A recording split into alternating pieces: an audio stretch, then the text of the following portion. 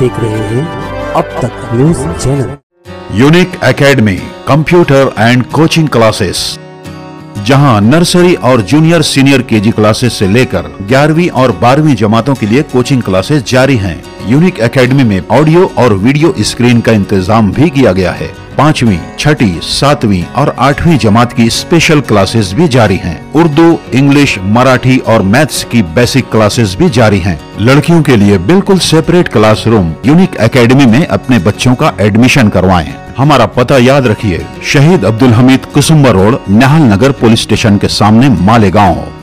इस्तिकबाल है आप सभी का अब तक न्यूज इंडिया के साथ जाबिर शाह के साथ आज की स्पेशल रिपोर्ट।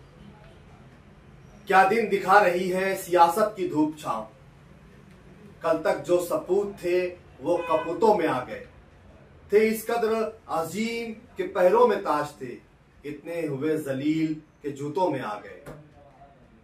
मालेगांव शहर के इस इज्जतदार शहर में आप सभी को एक और खबर दिखाने जा रहा हूं। बुराइयों के इस शहर में जहां इतनी सारी बुराइयां पनप रही है, वहां एक और बुराई ने जन्म ले लिया है।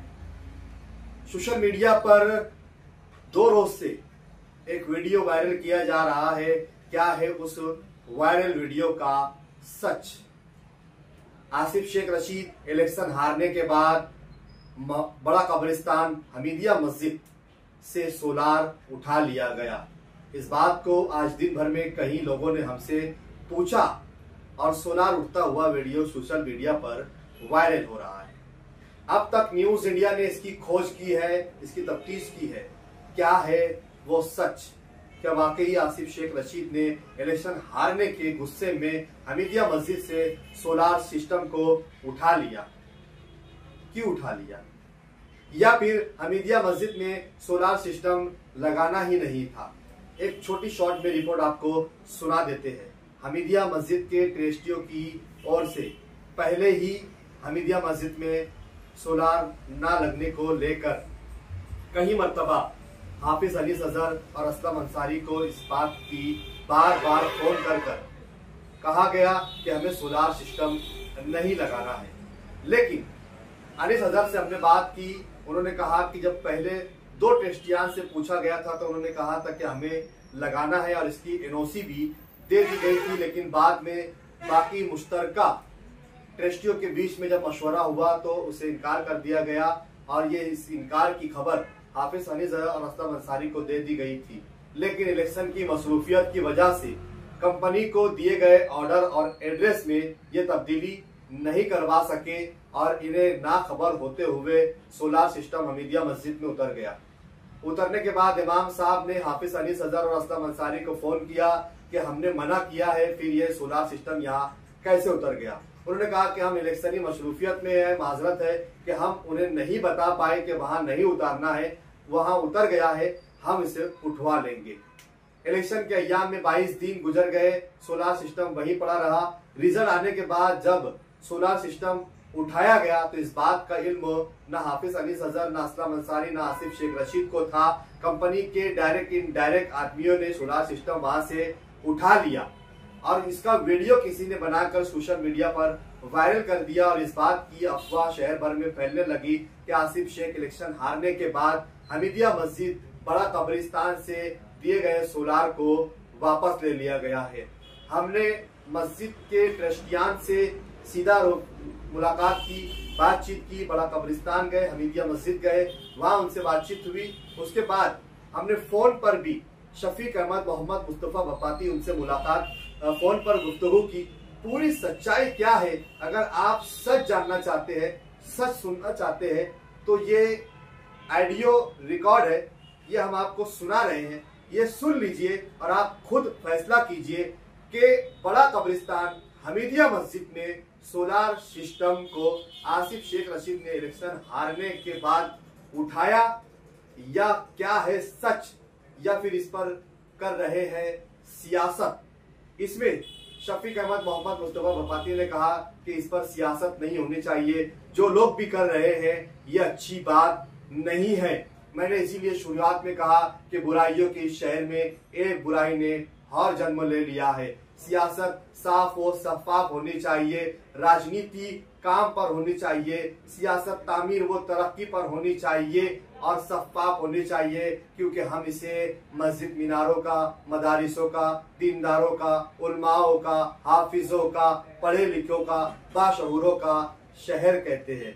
सुनिए वो ऑडियो रिकॉर्ड क्या है, पूरा सच और दूध का दूध पानी का पानी कर रहा है अब तक न्यूज इंडिया। सुनिए पूरा सच क्या है। मुझे जानकारी ऐसी मालूमात मुझे ऐसी मालूमात मिली थी कि पहले मतलब बात हुई थी कि हाँ ठीक है लगाना है, लेकिन फिर बाद में ट्रस्टियों की मीटिंग हुई, उसमें यह तय हुआ कि यार नहीं लगाना है। नहीं, फर्स्ट टाइम ही असलम अंसारी जब इमाम साहब को बोला, इमाम साहब जैसे ही बोले उसी वक्त तो जवाब दे दिया गया था। उसी वक्त तो इमाम साहब हमारे पास गवा, इमाम साहब उसको फोन लगा के बोले। अच्छा। हाफिज रियाज जो है वो मस्जिद में 2 दफे असलम अंसारी को बोला गया, भैया यार हम लोग के नहीं लगाएंगे, तब नमाज। फिर उसके बाद जब वो आ भी गया तो हाफिज रियाज 2 टाइम उसको बोले है। अच्छा। तो हाफिज रियाज वहाँ 5 टाइम रहते हैं, अपने हसन चच्चा जो है साइकिल वाले वो वहाँ 5 टाइम रहते हैं जी। तो बोले ठीक है 2 दिन में उठा लेता है, 1 दिन में उठा लेता। वो नहीं उठवाया, वो अगर उठाया ऐसे टाइम के अंदर रिजल्टों के बाद उठाया 22 दिन के बाद जी। तब वो तो इशू जो भी मतलब है वो तो चला रहे, लेकिन बहरहाल सच्चाई उसकी यही है कि अपन रोज अव्वल से नहीं ही बोले थे। हाँ की बात कभी भी नहीं हुई है। अच्छा। हाँ, यानी हमारा उसका एस्टिमेट भी निकला हुआ था, हमारा कुछ 5-5.5 लाख रुपये का। हाँ। तभी हमारा ये मस्जिद तक कुछ छोटा मोटा काम चालू था, तो बोले ये काम खत्म होगा, अपनी कलर वलर काम के बाद अभी आगे अपनी वही स्टेप थी। हाँ। यहाँ तक के मतलब बोला गया वो लोग को कि भैया हम लोग चद्दर बिछा के चंदा करके हम लोग उसको लगा लेंगे, हम लोग को जिन्हें मतलब ये नहीं लगवाने के जी। उसके अंदर कोई सियासी इशू नहीं था, कोई उसके अंदर जिंदाबाद मुर्दा वाली बातें ही नहीं थी जी। लेकिन अभी जिस तरीके से शहर में सोशल मीडिया पर जो चल रहा है कि आसिफ शेख इलेक्शन हार गया, तो इसके लिए अब वो वहाँ से सोलार लगना था लेकिन उठा लिया। नहीं,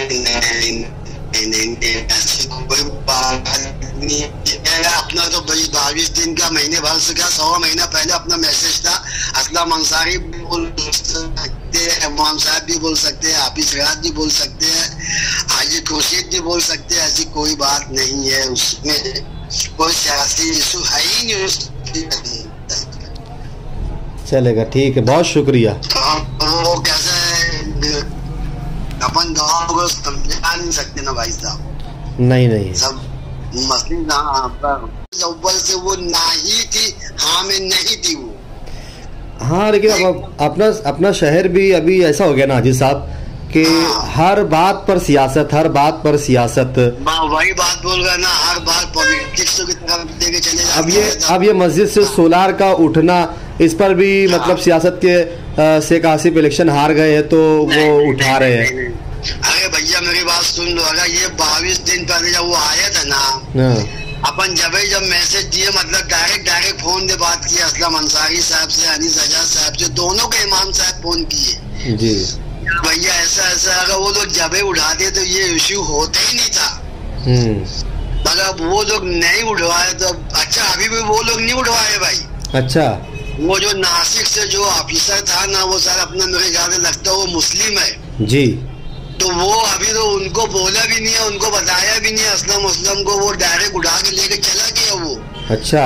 जिनको खुद को नहीं मालूम है। अभी मेरे को अनीस आजाद यही बोला गया, सफीक भैया हम लोग की चीज मालूम ही नहीं रही कि यार उठा के लेके चले गए।